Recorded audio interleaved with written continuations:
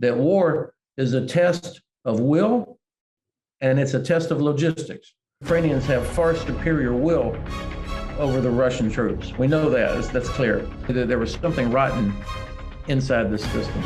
They did so many things wrong, but the whole operational design was amateur. That they thought that they could just roll in, decapitate the government, and take over all of Ukraine. You know, everybody in the world watched this whole story about I think it's so important that Ukraine, the United States has to stick with Ukraine, that we will provide long-range anti-ship capabilities that could reach all the way to Sevastopol. Russian forces will collapse. They will culminate. Здравствуйте, меня зовут Сакен Аймурзаев, я ведущий телеканала «Дом», и вы смотрите марафон Freedom. В рамках этого марафона периодически выходят мои интервью с теми людьми, которые, где бы они ни находились и чем бы ни занимались, поддерживают Украину в ее героической борьбе сейчас. И сегодня наш гость – американский генерал-лейтенант, как называют их трехзвездный генерал-лейтенант Бен Ходжес. В прошлом он возглавлял объединенную группировку американских войск в Европе, а сейчас является аналитиком Центра стратегических европейских исследований. Очень много знает и очень много рассказывает нам об этой войне. Итак, генерал Бен Ходжес в рамках марафона Freedom. Фредерик Бенджамин Ходжес, американский военный, генерал-лейтенант в отставке. В прошлом командующий объединенным командованием НАТО, а также вооруженных сил Альянса в Европе. Сейчас ведущий военный эксперт Вашингтонского центра анализа европейской политики. Здравствуйте, генерал Ходжес. Спасибо, что нашли время для нашего интервью. Первый вопрос такой личный. Вы человек военный, и наверняка вы очень хорошо помните, как началась эта война, как вы узнали о ее начале и что вы подумали и почувствовали в эту минуту? Well, of course, I remember that the war started in 2014 when I was still in the army, and I remember seeing the video of Russian helicopters and the so-called little green men, and I remember being so frustrated that people were willing to go along with the fairy tale that they were not really Russian soldiers. А сейчас, вот эта фаза войны, которая сейчас началась? I was in Kyiv about 10 days before this phase of the war started. I had the chance to speak with various members of the Rada, business people, and even the privilege to meet President Zelensky and hear what he was thinking. I could tell that everybody was aware of the threat. That was clear, but the preparations were maybe not as advanced as they could have been at the time, and even I had hoped that Russia would not attack despite all the evidence. Once it did happen, of course, I was surprised that the Russians' attack was that they did not have enough force. It was clear that they did not have enough people to encircle and capture Kyiv. There was no way, because I had a fresh memory in my mind of the size of Kyiv and the complexity of the urban terrain. I mean, the streets are not like that. It's a very difficult area, and so and I was very sure. I was very sure that Ukrainian soldiers would fight very well. What I did not anticipate was how poorly the Russian forces would perform against the Ukrainians. А что, вот вы говорите, что вы сразу были уверены, что украинцы будут хорошо воевать. А что из ваших ожиданий не оправдалось? I was confident about Ukrainians because I had been around them for years. I have friends from Ukrainian armed forces. And of course, our soldiers had done exercises and training with Ukrainian soldiers in Yavoriv. So I had confidence in the technical skills and in the physical toughness of Ukrainian soldiers, the mobility. I was a little bit worried about Ukraine's ability to move inside Ukraine. The transportation of ammunition, the transportation of people. I mean, you have to practice these things. It's very difficult. And I think today we still see that the mobility inside Ukraine to move equipment and ammunition from Poland all the way to the front, this is a challenge. And I think it feels like it gets better every day, but this is still, I think, is the challenge. Вы имеете в виду атаки российских ракет в первую очередь?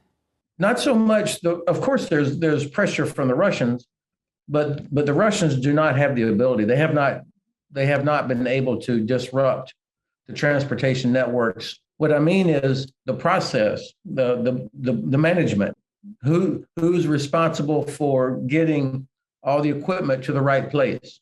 Is it getting there fast enough? To move ammunition is very difficult. It's heavy, it's large, it's dangerous. What we call the distribution network. This is an area where, frankly, I wish that we were allowed, the U.S. would allow to send our logisticians, transporters to help. Or maybe there's a possibility for contractors to help. I'm saying this not because Ukrainians are not working hard on this, but this is a load that's been put on a network that never had to carry this load before. So there was, you weren't prepared to be able to do that. More trucks, perhaps, with the cranes that can pick up heavy loads. These are also, this is just as important as rockets. Ну, то есть это вопрос логистики, получается, логистический вопрос в первую очередь. Exactly. We know from history that war is a test of will and it's a test of logistics. We know that Ukrainians have far superior will over the Russian troops. We know that. That's clear. The logistical challenge will make the difference. I do believe that the Russian logistic capability is decreasing while the Ukrainian logistic capability is increasing. And when we get like this, then I believe Russian forces will collapse. They will culminate probably, I think, in August. They will not be able to continue what they're doing. And that will be the opportunity. If the logistics continues to improve, that I believe, my assessment is that by the end of summer, Ukrainian forces will drive Russian forces all the way back, at least to the 23 February line. Но вы меняли эти даты. У вас некоторое время назад вы говорили, что переломный момент скоро будет. Теперь мы говорим уже о августе. Почему так? Почему мы откладываем ожидания? So let's keep in mind that the first time I spoke about culminating point, this was when they were approaching Kyiv. And the logistics, the losses, that the Russian ability to attack Kyiv had culminated. That was the first one. And actually, I think I got it right almost exactly on the day. I said within about 10 days. And at that point, the Russians had to pull back because they had culminated in their first phase of their offensive. Now I'm talking about where they are today in this newest offensive, where they have already had to pull back from Kharkiv, but all the way around to Kherson. Of course, they're still fighting, and the Russians still have a lot of artillery and rocket ammunition. When that's gone, that's what I'm talking about now. When they no longer can keep pressure on Ukrainian forces from Kherson all the way through Donbass, then that's the next culminating point for this phase of the operation. And that will be the decisive culmination, because at that point, if we fix the logistics, then I believe Ukraine will have the ability to drive Russian forces out. А вы понимаете цели русских как военный человек? Они логичны, то, что они делают сейчас на поле боя? The first objective, of course, was not logical. That they thought that they could just roll in, decapitate the government, and take over all of Ukraine. That was not logical. The approach clearly was a poorly planned operation based on a completely wrong assessment of Ukrainian people, the population, the soldiers, and the government, and also the military terrain. Now, of course, in order to justify what they're doing, they have had to develop new objectives. And I believe that the long-term objective, however, remains the same: to destroy Ukraine as a state, to eliminate the possibility, even the idea of Ukraine as a state. This is why they have deported hundreds of thousands of people. This is why they have destroyed cities. This is why they are doing all they can to destroy Ukraine's economy. So, and I think that this is clear to most Ukrainians. And this is why, and the tactic that they're using, of course, because they cannot, with maneuver, defeat Ukrainian forces, they're doing it in a medieval way with artillery, just smashing towns and cities, and they'll continue to do that, killing thousands of Ukrainians. And this is why I think it's so important that Ukraine, the United States, has to stick with Ukraine to win, to not accept a ceasefire or a settlement where half of Ukraine, or not half, but a large part of Ukraine, especially the coastline, is under Russian control, because that will make it very difficult for Ukraine's economy to ever recover. Как раз вы сейчас говорите о побережье украинском. А что с флотом? Вы не флотский человек, вы пехотинец по своей профессии, но тем не менее, какая ситуация на море? First of all, the Russian Navy has failed to do anything to support Russian land forces. I had expected before the war that Russians would do amphibious operations where they could put naval infantry on shore, different places. And so far they have not. I think they've done that one time near Mariupol. They haven't done it because I don't think they're good at it. I mean, this is very difficult, and I don't think they're prepared to do it, but also because they are terrified of Ukrainian Neptune missiles or other missiles that could damage their ships. So this has kept the Navy away from the coastline for the most part. They still, of course, unfortunately, are able to blockade Odesa and other ports to prevent the export of grain and so on. So this is going to have to be addressed by the world. I do hope that we will provide long-range anti-ship capabilities that could reach all the way to Sevastopol to begin to hit Russian ships that are in the port, or to destroy the harbor facilities so that the Russian Navy cannot stay there. These are capabilities, I think, that are coming. I know they're being discussed. So as far as the Navy goes, they still shoot missiles into towns. So they still are able to kill innocent people, but they have not been effective at supporting land operations. And without that, then the Russian forces will never get past, in my view, they'll never get past Mykolaiv. They'll never be able to get to Odessa. Ситуация с крейсером «Москва» – это во многом символический момент в этой войне, потому что у Украины нет такого флота. Но может ли помочь Украине флот союзников, флот НАТО? Как вы уже сказали, может быть, конкретно какие-то корабли могут быть, мы можем на них положиться? You know, everybody in the world watched this whole story about the First, the defenders of Snake Island, and then the sinking of Moskva. I mean, this inspires everybody of the tenacity, but also the technical skill of Ukraine. It really was a reminder of the technical skill of Ukrainian soldiers and sailors. And this is why the Russian Navy does not want to get anywhere close to the coastline.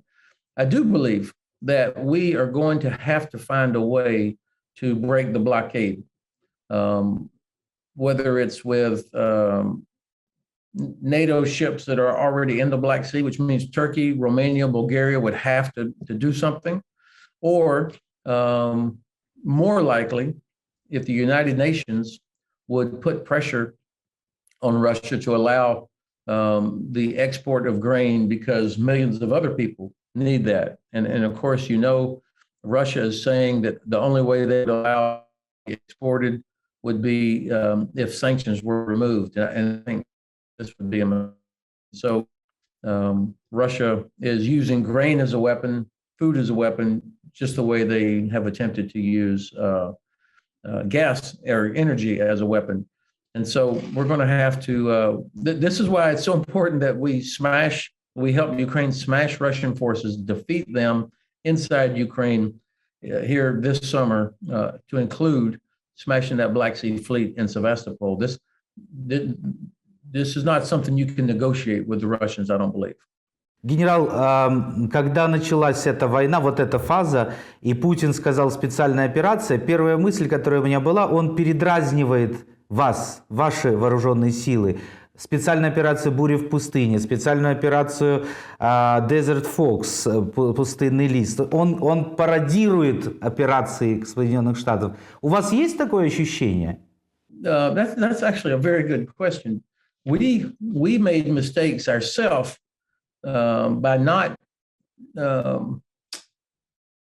if you don't get the strategic outcome clear with the legal basis and have the full support of the Congress and the American people, then you end up coming up with names for these things that don't have a clear strategic ending.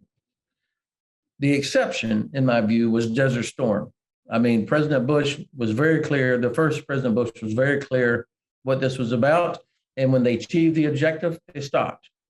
They had UN mandate, all of this. So that was important. Same thing with the implementation force in Bosnia in 1995. We had a very clear UN mandate. We had a very clear mission from NATO. We had a peace agreement to be implemented. So that was appropriate with the I-4 mission. But it was a mistake for us in Afghanistan and Iraq to do exactly what you're talking about. And we didn't have a clear presidential mission. The legal basis was not always clear. And so look how we ended up. Russia, I don't know that they're doing this because they are intentionally mimicking how the U.S. did it. But the point is, the president of the Russian Federation is also failing to be honest with his own people, to explain what's going on, to explain the purpose. He's had to create a fairy tale about denazification of Ukraine to protect his Slavic brothers, when in fact, the real aim is to destroy his Slavic brothers, the neighbor to his south, because he does not want his Slavic brothers to the south to have what Ukrainians want, which is independence, the chance to pursue their dreams, to be oriented to the West, to improve their life. That's the last thing he wants on his border, is a Ukraine that is prosperous and free, because it will show Russians how bad it is inside of Russia. So this is why I think he has chosen this, created this construct called special military operation. Obviously, it's much more than that. Но также имея в виду именно тактические шаги российского руководства, которое как будто бы пыталось повторить некоторые специальные операции, уничтожив инфраструктуру военную точечно, да, но выяснилось, что они не смогли ничего. Maybe somebody in the Russian general staff thought about that, but they did so many things wrong that we would not do. First of all, they failed to shut down the communications network in Ukraine. I remember the first time I saw President Zelensky, I think it was on day 4, and he was walking around Kyiv on a cell phone. And I thought, oh, how cool. The president's talking to his people. And then I thought, how in the hell does his phone still work? That was a huge mistake by the Russians. And then the fact that they never could integrate air, land, sea forces, special forces. They never were integrated. This is very hard to do. We practice it all the time. It's very hard. All of their special forces, the Spetsnaz, were killed trying to capture these airfields. So they had bits and pieces, the idea, but the whole operational design was amateur, frankly. Тогда вопрос. Вы, генерал, управляли большими массами военных. Вы знаете, что такое военное дело. Как получилось так, что русские военные ведут себя так зверски и жестоко в Украине? Это был приказ? This is the responsibility of the leaders. The leaders cannot say, well, those are soldiers out there, I had no control. The leadership, starting from the president, the minister of defense, the chief of the general staff, and then all of the commanders, that's who's responsible. We know from history that in the savage, brutal nature of war, that humans can and will go beyond the bounds. And so that's why it's responsible for leadership to make it clear what is not acceptable and what's expected of conduct. So number one, this was a total abdication of responsibility by Russian leadership. But frankly, I believe they intended this, that this is exactly what they want, to terrorize Ukrainian population, to destroy the idea of a Ukraine. And we know this because we saw President Putin designated the brigade that was responsible for Bucha. He gave them the honor of being designated a guards brigade. That tells you everything right there. But it also, this is a reflection of what the life inside of a Russian regiment. You have, it's a brutal life anyway. Young soldiers, privates are hazed. It's a brutal life even inside their formation, and they don't care about the welfare of soldiers. We know this because of the poor quality of food, the poor quality of maintenance, and so when you've got that sort of a mentality inside the regiment, those are the kind of soldiers that are going to commit crimes, that are going to steal personal property, not just kill people, but also take everything, steal phones, steal washing machines, steal vehicles. Absolute barbaric. And this is encouraged and tolerated by the chain of command, but it also is a reflection of life inside Russia and inside the Russian army. And so it's so important that on the Ukrainian side, that the leaders do the opposite, that they make it very clear. We are here to protect people, to protect property, and also to protect soldiers that are captured. It's the law. If you capture Russian soldiers, they have to be protected. And I am concerned about what's going to happen to the defenders of Mariupol. I have no confidence that Russia will show any restraint with them. And so the whole world needs to keep shining a bright light on what happens to those soldiers. 40 лет назад, когда вы закончили военную академию США и в скорости стали первым лейтенантом, по сути, готовились к войне с врагами НАТО и врагами США. Вы боялись войны с Россией? Вы думали, что она может случиться на вашей жизни? Not afraid, but I respected what I thought their capability was. It was a huge army with large air force, of course, thousands of nuclear weapons. And so we practiced all the time. I was stationed in Germany, in northern Germany, close to the border between East and West Germany.